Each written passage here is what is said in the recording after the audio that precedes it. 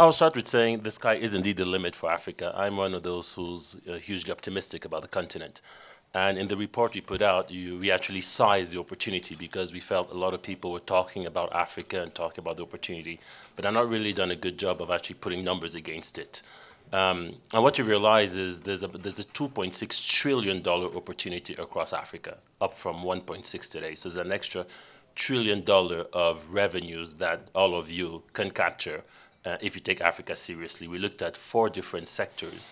The consumer facing, as we know, there's a consumer revolution happening across the continent. And that's by far the biggest opportunity, about 1.4 trillion.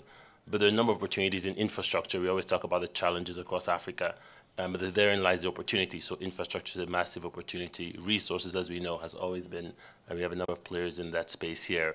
And agriculture, somebody spoke, the minister spoke about agriculture and the potential. So we decided to size it as well. We said, look, if we get the African revolution to happen, as we're trying to do at the moment, we can raise the the agriculture sector from about $300 billion in contribution to Africa to close to $1 billion.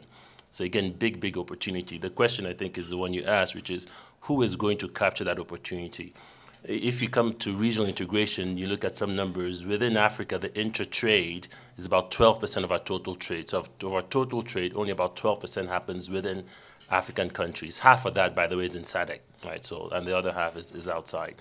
So still extremely low. Compare that to 60% in Western Europe, to about 40% in Asia Pacific, to about 20% in Latin America. There's a long way to go.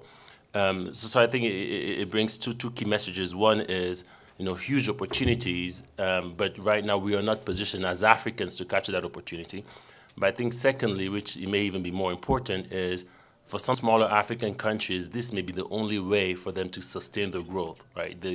I believe that it will be hard for them to be sustainable as countries if we don't get this regional integration right. SADC has to and is playing a leading role in making it happen. If you compare the SADC accounts for 50%, the lowest is in Maghreb, where only about 2% of the trade is within the country. So I think SADC has and is already playing a role in getting the situation right within SADC, but also in helping to lead this across Africa, because we need that resolved across the entire continent.